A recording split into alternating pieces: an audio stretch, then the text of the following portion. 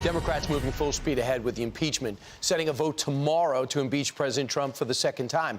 Let's bring in Fox News contributor Jonathan Turley. He testified in the impeachment hearings for President Trump and Bill Clinton when Democrats would not call on him because they didn't like what he had to say.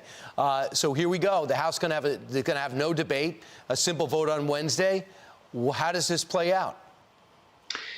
Well, it's going to come down to a muscle vote. You know, they'll see how many, if they get over the line in terms of majority for impeachment.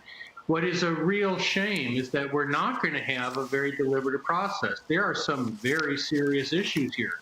Questions about not just the basis of the impeachment, but also this idea of a snap impeachment, creating a pathway, an easy, quick way to impeach.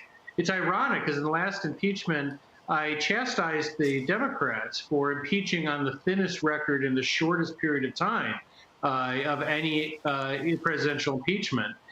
They've now outdone themselves. They're going to go straight to the floor, essentially, and just do an up or down vote. That's the type of impulse by impeachment that we thought the Constitution would deter. Yeah, but they're creating this pathway that could very well be used in the future. And I think the lack of serious debate or a hearing on that is disappointing. That's very measured of you. Disappointing and disheartening and destructive to the country.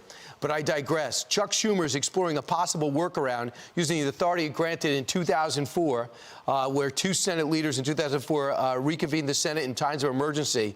He's hoping to do that in order to get the Senate to vote before January 20th. Yeah, it is possible they can do this. Some of these measures require unanimous consent. Others can do a workaround of this kind.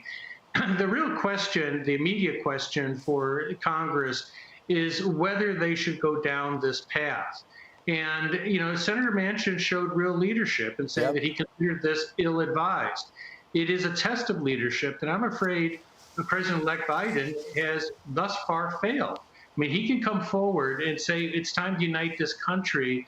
We don't want to rush impeachments in this country. We don't want to use this system in the final days of a term without at least discussing the implications of what we're doing.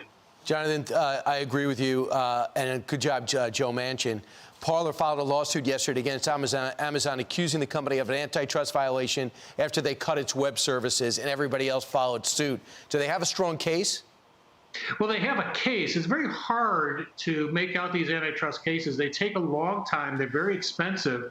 That's going to be a challenge for Parler. You know, there are groups like the Lincoln Project that have run campaigns to harass lawyers so that they don't represent conservatives or the Trump campaign or the Republican Party, and they're likely to face that again. And so these are major companies that are likely to grind them. But the interesting thing for Parler would be to get into discovery. There's enough here that they may be able to get into discovery and learn about how this decision was made. The interesting aspect, Brian, is that this is sort of a blind spot in terms of our laws. You know, we're used to the classic collusion scene of some dark back room of corporate giants.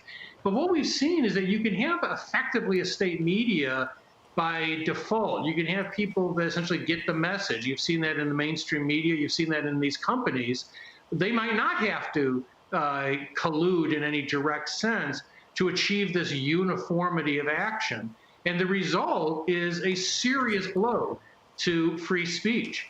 And while these people constantly say, look, it's not a free speech problem because the First Amendment only addresses the government. No, it's not a First Amendment problem, but it is a free speech problem. Free speech is broader than the First Amendment. Wow. I hate to think that the law firms are going to be intimidated to not take cases with certain points of views. I didn't think that it was up to them. And the Lincoln Project, if my resume has a Lincoln Project on it, that should be disqualifying. They're a despicable organization. Jonathan Turley, thanks so much. Thank you.